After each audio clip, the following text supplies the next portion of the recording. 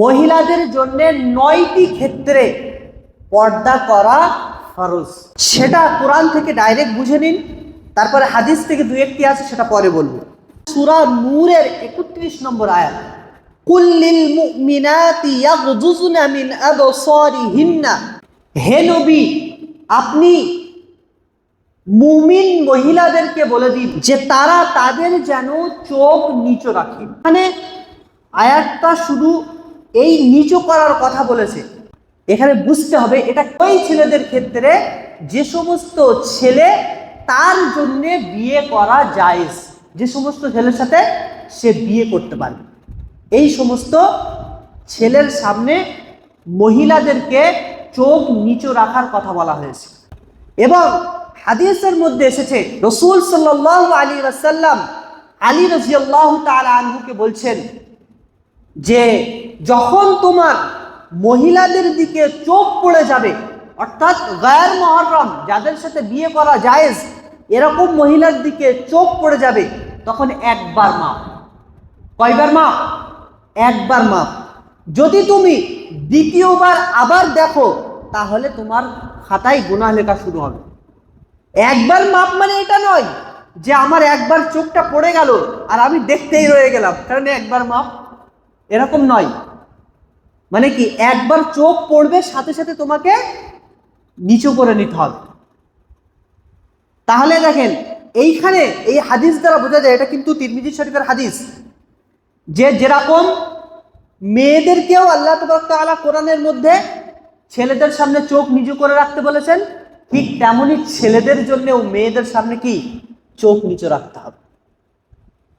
মানে যদি কোনো ছেলে মেয়ে একে অপরকে দেখে তাহলে এই দেখাটাও হবে কি গুনাহ, আল্লাহর হুকুমের বিরুদ্ধে যাবে। তারপরে কি বলছেন দেখেন, ওয়ায়াহফাযনা ফুরুজাহুন্না, এবং তারা যেন তাদের লজ্জা স্থানকে হেফাজত করে।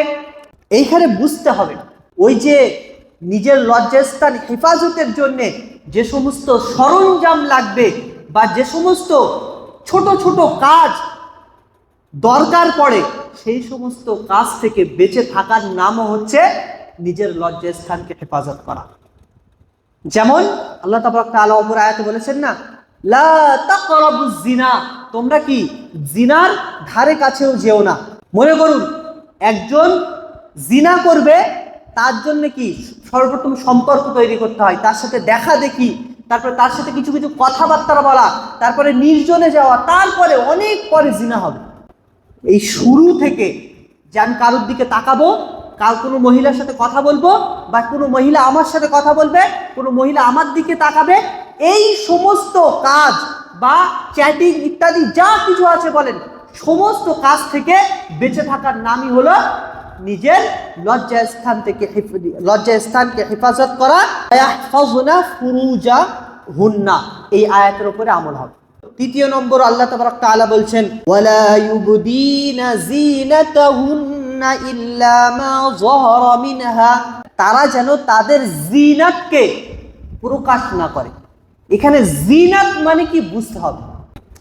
জিনাত বলতে এক কথায় এমন জিনিসকে বোঝায় যার দ্বারাই পর পুরুষ আকৃষ্ট হয়। যেরকম মনে করুন সে এমন পোশাক পরেছে যে পোশাকের দ্বারাই কোনো ছেলে পর পুরুষ আকৃষ্ট হচ্ছে।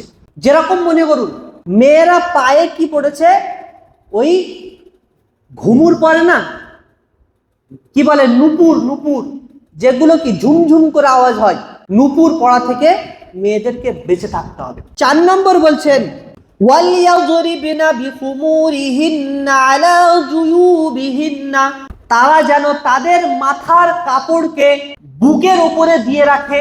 এখানে বুঝে নিন আল্লাহ তাবারক তাআলার হুকুম দ্বারা প্রমাণিত হয় যে মহিলাদের জন্য পুরো শরীরটা পর্দা। পুরো শরীর বলতে কি, এই হাতের 2 তালু, মুখমণ্ডল এবং পায়ের 2 পাতা, এই 5টা জিনিস ছাড়া মহিলাদের সবকিছুই পর্দা।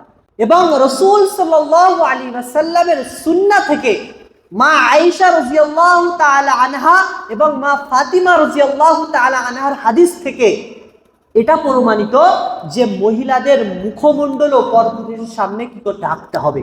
এই কথা ছিল কোরআনের ভিতরে। এবারে হাদিস থেকে যেগুলো প্রমাণ বা কোরআনের আরো অংশ থেকে যেগুলো এসছে সেইগুলো আমি আপনাদেরকে শোনাই একটু।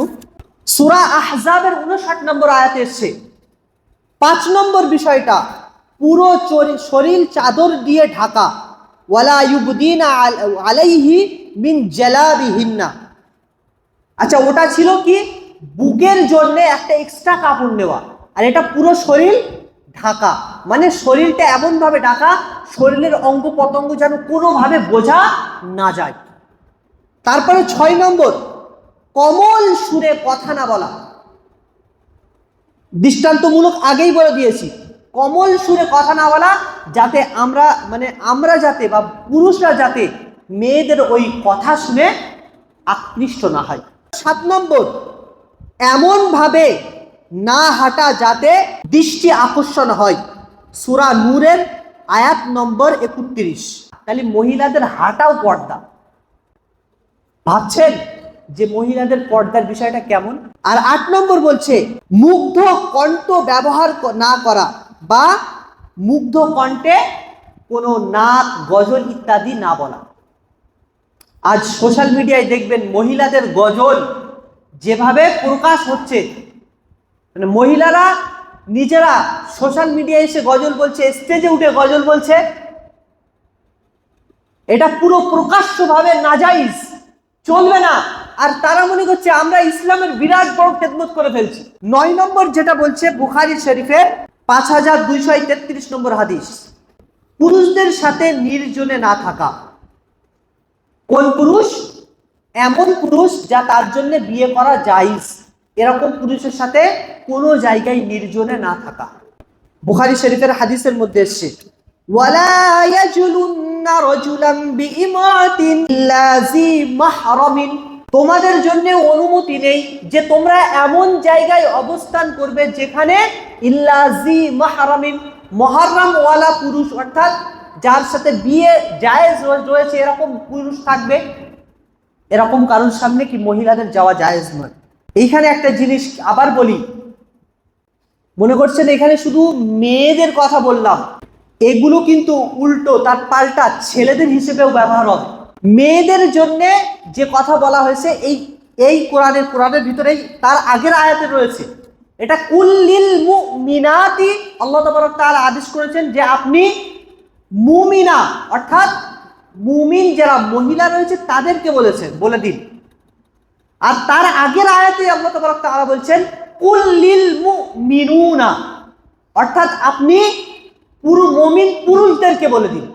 মুমিন পুরুষদেরকে বলে দিন, সেটা মুমিন মহিলাদেরকে বলে দিন। যেরকম পুরুষদের জন্য ঠিক তেমনই মহিলাদের জন্য।